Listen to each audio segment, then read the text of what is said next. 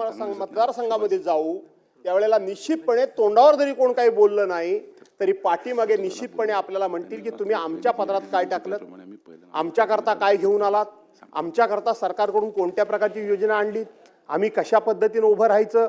आणि म्हणून त्यावेळेला आपल्याकडे उत्तर नसणार आहे. आणि म्हणून अध्यक्ष महोदय, ही जी 75 लाख 80 लाख हेक्टर या ठिकाणी जमीन ही पूर्णपणे किंवा शेतकरी हेक्टरवरची पिकं ही शेतकऱ्याची पूर्णपणे नाश पावली, त्याला आपण उभं कसं करणार. आपण 32,300 कोटी रुपयाचं पॅकेज दिलंय असं मंत्रिमंडळासमोर आपण जाहीर केलं. माझा आग्रह BSc मध्ये तोच होता, आता देखील तोच आहे की 32,300 कोटी रुपयाचं आपण जे पॅकेज दिलं ते या सभागृहाला सांगा. त्या पॅकेजच्या माध्यमातून तुम्ही शेतकऱ्याला कसं उभं करणार, त्याची गुरंढोरं कशी त्या ठिकाणी पुन्हा त्याच्या गोट्यामध्ये येणार, त्याचा दुग्ध व्यवसायाचा धंदा पहिल्यासारखा कसा चालणार, कापूस व्यावसायिक कापूस पिकवणाऱ्या शेतकऱ्याला एक काळ तुम्ही 12 आणि 15,000 रुपये पर आपली ही क्विंटल दर मागत होतात. आज गेले 4-5 वर्ष 6,200 रुपयाच्या पुढे शेतकरी गेला नाही. एक काळ तुम्ही 8,000 रुपये सोयाबीनला दर मागत होतात. आज 3,200 रुपये क्विंटलच्या पुढे सोयाबीनचा शेतकरी जात नाही. दिवसागणिक महागाई वाढली आहे आणि महागाई वाढलेली आणि शेतकऱ्याच्या पिकाचा दर मात्र त्या ठिकाणी दिवसेंदिवस खाली यायला लागलाय. त्यातून तो रडत कडत कुडतडत काहीतरी करत होता, पण आता ह्या पुरामुळे तो पूर्ण उद्ध्वस्त झाला. आणि म्हणून आग्रह असा होता की त्या 32,200 कोटी रुपयाची विगतवारी कशी होणार आहे, ती त्याला कधी मिळणार आहे, ती कशा स्वरूपात मिळणार आहे. कारण या ठिकाणी वळसे पाटील साहेब बसलेत. अनेक वेळेला सरकारनं वेगवेगळ्या, मग आपण असू ते असतील कोणी असेल, त्यांनी पॅकेज त्या वेळेला शेतकऱ्यांना द्यायच्या घोषणा केल्या. पण नंतर याच सभागृहामध्ये चर्चा झाली की ही पॅकेजेस फसवी असतात. कशी असतात पॅकेजेस? 32,200 कोटी रुपये तुम्ही खरोखर शेतकऱ्याला देणार आहात काय, ते कसे देणार आहात ते आम्हाला सांगा. ही पॅकेजेस अशी दिली जातात 3 किंवा 15,000 कोटीची तरतूद आहे. माझ्या हातामध्ये सगळ्या तरतुदी आहेत. 75,286 कोटी रुपयाची पुरवण्या मागण्या तुम्ही मागितलेल्या आहात. राज्याचा मूळ अर्थसंकल्प किती? 7,57,000 कोटीचा. गेल्या वेळेला पुरवण्या मागण्या किती मंजूर केल्यात? 57,000 कोटीच्या. आता पुरवण्या मागण्या किती मंजूर केल्यात? 75,000 कोटीच्या. 1,84,000 कोटी रुपयाच्या पुरवणी मागण्या तुम्ही केल्यात. याचा अर्थ तुम्ही जे फुलफ्लेज बजेट तुम्ही पण मांडलेलं होतं, हे बजेट पूर्णपणे तुमचं कोलमडलेलं आहे. तुमचे पूर्णपणे अंदाज हे कोलमडून पडलेले आहेत आणि राज्याची आर्थिक शिस्त ही पूर्णपणे बिघडलेली असताना तुम्ही शेतकऱ्याला कुठून पैसे देणार? आपण बरं झालं बजेटचं सांगितलं म्हणून. सगळे आकडे माझ्यासमोर आहेत बजेटचे. आकडेवरून करायचं काय? कोणाकोणाला जास्त कुठल्या विभागाला दिलेत. शेतकऱ्यांना जर 32,300 कोटी रुपयाचं फुलफ्लेज बजेट मांडल्यानंतर जर तुम्ही मदत करणार असाल तर शेतकऱ्याच्या शेतीला किती कृषी विभाग, पर्टिक्युलर कृषी विभागाचा याच्यामध्ये उल्लेख तुमच्या सप्लिमेंटरी बजेटमध्ये नाही. तुम्ही त्या ठिकाणी महसूल आणि वने या हेड खाली ते पैसे घेतलेले आहात. थोडंफार आम्ही पण अभ्यास करतो या विषयामध्ये, नाही अशातला भाग नाही. आणि म्हणून ते आपण काय करतो, 3-4 वर्षाकरता पॅकेज जे जाहीर करतो अध्यक्ष महोदय, ती पॅकेजची कसरत अशी असते की त्या 3-4 वर्षामध्ये सगळ्या विभागामार्फत वेगवेगळ्या हेड खाली जे आपण पैसे देतो त्याची गोळाबेरीज करतो आणि आपण सांगतो पॅकेज दिलं. आणि म्हणून हे पॅकेज फसवं असतं. हे तात्कालीन सरकारने अनेक सदस्यांनी लक्षात आणून दिल्यानंतर आता याच्या पुढे पॅकेज द्यायचं नाही आणि पॅकेज नको अशा पद्धतीची पलीकडची मंडळी असेल, अलीकडची मंडळी असेल, त्या वेळेला बोलली होती. पण पुन्हा तुम्ही पॅकेजचा प्रयत्न या ठिकाणी केलात. याचा अर्थ तुम्ही शेतकऱ्याला फसवण्याचा उद्योग या ठिकाणी केलेला, शेतकऱ्याला फसवण्याचा उद्योग केलेला अध्यक्ष महोदय. आणि म्हणून त्या खरवडलेल्या जमिनी तुम्ही कशा पुन्हा सुस्थितीत आणणार ते तुम्ही सांगितलं पाहिजे. तुम्ही अशा पद्धतीने त्यांना किती अनुदान देणार ते तुम्ही सांगितलं पाहिजे. केंद्रीय कृषी मंत्र्यांनी भर पार्लमेंटमध्ये सांगितलं की महाराष्ट्र सरकारच्या वतीनं मदतीचा प्रस्तावच आला नाही. महाराष्ट्र सरकारच्या वतीनं तुम्ही प्रस्तावच पाठवलात नाही.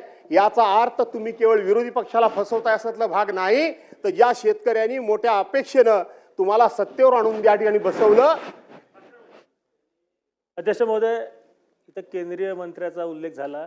केंद्रीय मंत्र्यांनी सुप्रिया सुळेंना उत्तर देताना स्पष्ट सांगितलं की महाराष्ट्र सरकारचा प्रस्ताव आमच्याकडे प्राप्त झालेला आहे. रेकॉर्डवर चुकीचं जाऊ नये एवढंच मला करेक्शन करायचं होतं. चला ठीक आहे बरं. ठीक आहे, आमच्या मित्रांना लवकरच मंत्री करा, कारण उत्तर मंत्री देणारच आहेत, त्यावेळेस ते क्लिअर करू शकले असते. पण काही हरकत नाही, माझं काय त्याबद्दल काही दुमत असण्याचं कारण नाही. पण मंत्री काय बोलले, सुप्रियाताई काय बोलले, पार्लमेंट, मी नाव कोणाचंच घेतलं नव्हतं खरं सांगायला गेलं, पण तुम्ही घेतलं ते बरं झालं. आणि म्हणून ते सगळं रेकॉर्डवर आहे, तुम्ही काय बोललात ते करा जाहीर. तुम्ही या ठिकाणी महाराष्ट्र सरकारच्या वतीनं केंद्र सरकारच्याकडे मदतीचा प्रस्ताव कधी पाठवलात त्याची तारीख सभागृहामध्ये जाहीर करा.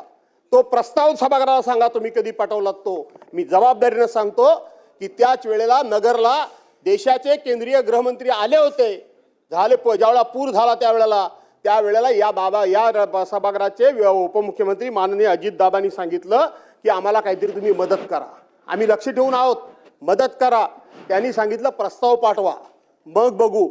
त्याच वेळेला बिहारची निवडणूक होती. बिहारला कुणी मागितले होते पैसे प्रत्येकाच्या खात्यामध्ये 10,000 रुपये. तिथे कुठला पूर आला होता, तिथे कुठली दुर्घटना घडली होती.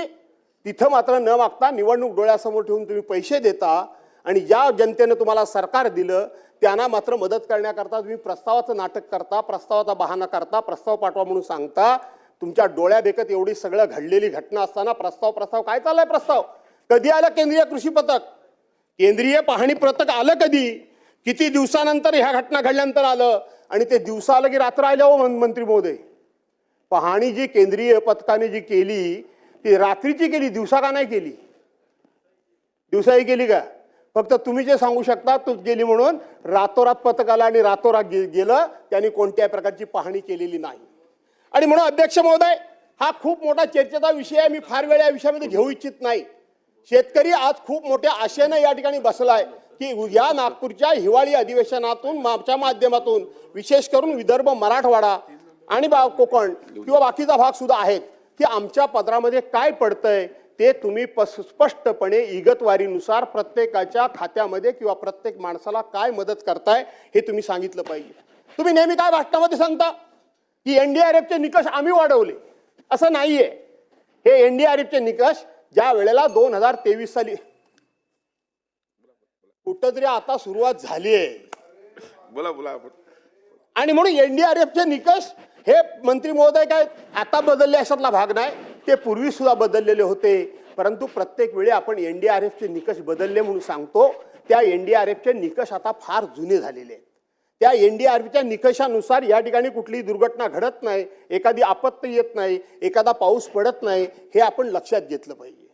पूर्वी ज्या भागामध्ये 65 मिलीमीटर पाऊस पडला तोच फक्त पाऊस धरला जायचा, पण आता 50 मिलीमीटर पर्यंत आपण आलोय, ही चांगलीच गोष्ट आहे. पण त्याचबरोबर सर्कल वाईज ती जी पर्जन्यमापक यंत्रणा असते ती सर्कल वाईज आपण बसवली पाहिजे. कारण ती सर्कल वाईज बसली नाही तर खऱ्या अर्थानं आपल्याला जो रिपोर्ट तयार करायचा आहे तो रिपोर्ट करता येत नाही. आणि म्हणून अध्यक्ष महोदय, ज्या पद्धतीनं कापूस असेल, संत्रा असेल, कांदा असेल, ऊस असेल, या ठिकाणी ज्वारी असेल, बाजरी असेल, ह्या कापूस असेल, या फळांचं जसं वाटोळं लागलं, नुकसान झालं, तशाच पद्धतीनं माझ्या कोकणाचं सुद्धा या ठिकाणी खूप मोठं नुकसान झालं. अध्यक्ष महोदय, 12-13 मेला सर्वसाधारणपणे 7 जूनच्या नंतर कोकणामध्ये पाऊस पडतो, पण 12 ते 13 मेला त्या ठिकाणी पाऊस पडला. आणि 12 ते 13 मेला पाऊस इतका पडला आणि त्यानंतर खऱ्या अर्थानं पेरणी करण्याच्या वेळेला पाऊसच गायब झाला. मी अनेक वेळा सांगितलंय की कोकणामध्ये दुबार शेती नाही अध्यक्ष महोदय. एकच फक्त भात शेती आमच्याकडे होते आणि ती 100% निसर्गावर अवलंबून असते. आम्ही काहीही करू शकत नाही. आणि म्हणून जर योग्य वेळेला पेरणी झाली तर त्याचा रुजावा होतो. त्यापासून लावणी बिणीच्या वेळेला पाऊस पडला तर लावणी वगैरे होऊ शकते. पण जर कधी पाऊस आला, पेरणी झाली आणि जर रुजावा होण्यापूर्वीच जर पाऊस गेला तर केलेली पेरणी ही पूर्णपणे वाया जाते. त्याला सरकारनं मदत करायची ठरवली, पुन्हा बियाणं द्यायचं ठरवलं, खतं द्यायचं ठरवलं, कर्ज द्यायचं ठरवलं, तरी त्याचा काहीही उपयोग होत नाही. कारण पुनर्पेरणी ही कोकणामध्ये होतच नाही. जास्तीत जास्त 80 दिवस, कमीत कमी 80 दिवस आणि जास्तीत जास्त 120 ते 130 दिवसाचं पीक म्हणजे भात पीक आहे. ह्या 80 ते 120-30 दिवसामध्ये हे सगळं घडवून आणणं शेतकऱ्याच्या हाताच्या बाहेरचं होतं. आणि म्हणून कोकणामध्ये त्यावेळेला लावणी सुद्धा उशिरा झाली, पेरणी सुद्धा उशिरा झाली आणि ज्या वेळेला कापणीची वेळ आली त्याच वेळेला पाऊस पडला. कापलेलं भात हे शेतामध्येच त्या ठिकाणी आडवं झालं आणि आडवं झालेलं भात त्याच ठिकाणी रुजलं. जर आम्ही थोडंफार साठवून ठेवलं असेल तर त्याला अडवी किंवा उडवी म्हणतात, काही ठिकाणी उडवी म्हणतात, काही ठिकाणी अडवी म्हणतात, साठवून ठेवतात. त्याच्यामध्ये पाणी गेलं, तिथंही शेतकरी पूर्णपणे उद्ध्वस्त झाला, मागावला गेला. आमच्याकडे कोकणामध्ये ज्या फळबागा आहेत त्या फळबागा सुद्धा योग्य वेळेला योग्य ते हवामान असेल तरच त्याला मोहर येतो. आणि आपल्याला असं वाटतं की कोकणामध्ये सगळे लोक हे सगळे हापूसचा आंबाच खातात, असं नाही आहे. ते हापूस आंबा पिकवणारे हे कोकणामधले ठराविकच तालुके आहेत. मी ज्या चिपळूण तालुक्यामध्ये राहतो त्या चिपळूण तालुक्याला कुठेही समुद्रकिनारा नाही आणि ज्या ठिकाणी समुद्रकिनारा नाही त्या ठिकाणी हापूस आंब्याचं पीक येतच नाही. आलं तरी जेमतेम येतं. आणि म्हणून आपल्याला असं वाटतं की कोकणामधले सगळे जे काही जिल्हे आणि तालुके आहेत ते पूर्णपणे हापूस आंबाच खातात, असं नाही आहे. हापूस आंबा हा लोकांनी स्वतःच्या कष्टातून उभा केलाय. सरकारी कर्ज, सरकारी तगाई, सरकारी अनुदान, सरकारी कुठल्याही प्रकारची सूट न घेता स्वतःच्या डोक्यावर पाण्याचे हंडे घेऊन दिवस रात्र राबून सिंधुदुर्ग सारख्या ठिकाणी, देवगड सारख्या तालुक्यामध्ये जिथं मातीच नाही, पूर्णपणे लॅटराइट स्टोन आहे, जांभा दगड आहे, आप्पासाहेब गोगटे वारले. पण त्यांनी खूप मोठ्या प्रमाणामध्ये या ठिकाणी तिथल्या लोकांना समृद्ध केलं. त्या कापळामध्ये, जांभ्या दगडामध्ये खड्डे मारून बाहेरून माती आणून तिथं आपल्या स्वतःच्या कष्टानं, स्वतःच्या घामानं, स्वतःच्या पैशानं त्यांनी तिथे कलमं उभी केलेली आहेत. त्या ठिकाणी हापूस आंब्याची लागवड केली आहे. त्यातून 2 पैसे मिळतात. कोकणी माणूस समाधानी असतो. तो कधीच कर्ज काढायला तयार नाही. कर्ज काढलं तर तो वेळेवर भरतो, तो बुडवायला तयार नाही. तो कधी एखादा हुक टाकून कोणाची लाईट चोरत नाही. तो 1 पैशाचं सरकारी देणं कोणाचं ठेवत नाही. घरपट्टी असेल, पाणीपट्टी असेल, वेळच्या वेळी भरायची. सरकारी नोटीस आली म्हणजे आपल्या 7 पिढ्यांना डाग लागला, असा स्वाभिमानानं जगणारा कोकणी माणूस सुद्धा आज खूप मोठ्या चिंतेत आहे. शेती हातातून गेली, फळबागा हातातून गेल्या, त्याचबरोबर मत्स्य व्यवसाय पण अध्यक्ष महोदय हातातून गेला. कंट्रोल करा साहेब. मत्स्य व्यवसाय पण हातातून गेला अध्यक्ष महोदय.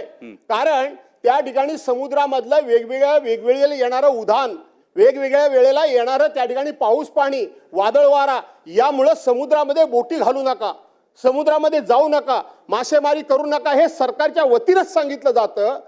तरी सुद्धा तो बिचारा आपला जीव या ठिकाणी धोक्यात घालून तो जातो. इथं आपण बघितलं कारंजा बंदरावर परवांच्या दिवशी 37 माणसं 9 दिवस समुद्रामध्ये अडकून पडली होती. त्यांचा पत्ता लागत नव्हता. ते कुठे आहेत ते ट्रेस आउट होत नव्हते. 9 दिवस 37 माणसं ही पाण्यामध्ये अडकून पडली होती. तो मत्स्य व्यवसायाचा धंदा सुद्धा आता बंद पडलाय. आणि त्याच्यावर आणखीन परत एक आमच्यावर डागणी दिली जाते, दुःखावर आमच्यावर घाला घातला जातोय.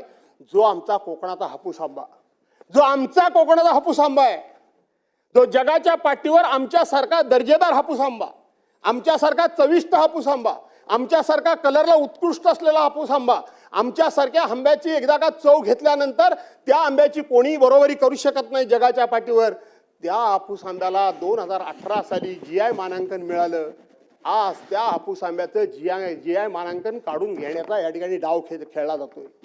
GI मानांकन डाव खेळला जातोय. बलसाड आंब्याला हापूस आंब्याचा दर्जा का, कशा करता, काय संबंध त्याचा? आज 400-500 वर्षापूर्वीपासूनचा आमचा आंबा आहे, जे आमचं आहे, जे आमचं फळ आहे, जे आमचं पॅटर्न आहे, जे आम्हालाच असलं पाहिजे, त्याच्यावर घाला घालायचा त्या ठिकाणी कशा करता?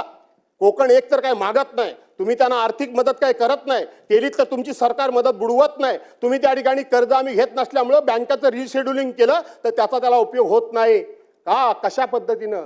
आज मला परवाच्या दिवशी कोणाची तरी एखाद्या जबाबदार मंत्र्याची मी मुलाखत बघितली, मी नाव या ठिकाणी घेत नाही. त्यांनी सांगितलं काय त्यांनी होणार आहे, काय फरक पडतोय, शेवटी आमच्या हापूसची देवगडची चौथी चव, आमच्या रत्नागिरीची चौथी चव कोणालाच येणार नाही. हे असले नाही, असले तकलादून या अशा प्रकारचे पळकाडू उद्गार मंत्र्यांना शोभत नाहीत का? कशा करता? ज्या वेळेला आपल्या हापूस आंब्याच्या नावावर कर्नाटकचा आंबा मार्केटमध्ये येतो त्यावेळेला सरकार असेल, आम्ही असेल, आमचे बागायतदार असतील, आमचे फळ विक्रेते असतील, हे तुटून पडतात का? तर आमच्या हापूसचं नाव हे कर्नाटक आंब्याच्या नावाखाली बदनाम होता कामा नये. आणि म्हणून बलसाडला कुठल्याही परिस्थितीमध्ये हापूस आंबा, हापूस हा शब्द देऊ नका अध्यक्ष महोदय. आणि आमच्यावर अन्याय करू नका. तुम्हाला गुजरातला काय द्यायचं असेल ते आणखीन काय ते द्या, काय द्यायचं ते द्या. जमलं तर तुम्ही पण तिकडे जाऊन राहा, काय फरक पडत नाही. परंतु आमचा जो हापूस आंबा आहे, जो आमचा अधिकार आहे, जो आमचा हक्क आहे, जो आमचं पेटंट आहे, त्याला त्या ठिकाणी अध्यक्ष महोदय तशाच पद्धतीने राहू द्या, अशा प्रकारची विनंती करतो. मत्स्य व्यवसायाला आपण शेतीचा दर्जा दिलात. मी आभार मानतो, सरकारला धन्यवाद देतो. मी धन्यवाद देतो आमच्या मत्स्य विकास मंत्र्यांना. गेली 10-15 वर्षे या विषयाकरता सातत्याने भांडण्याचं काम, संघर्ष करण्याचं काम, या सभागृहामध्ये चर्चा 1936 साली विधिमंडळ अस्तित्वात आल्यापासून पहिल्यांदा कोकण विकासावर चर्चा घडवणारे कैलासवासी गुरुनाथ कुलकर्णी आणि मी भास्कर जाधव. यापूर्वी कोकणावर कधीही स्वतंत्र चर्चा झाली नव्हती. विलासरावजी देशमुख त्यावेळेला मुख्यमंत्री होते, मी वरच्या सभागृहाचा सदस्य होतो.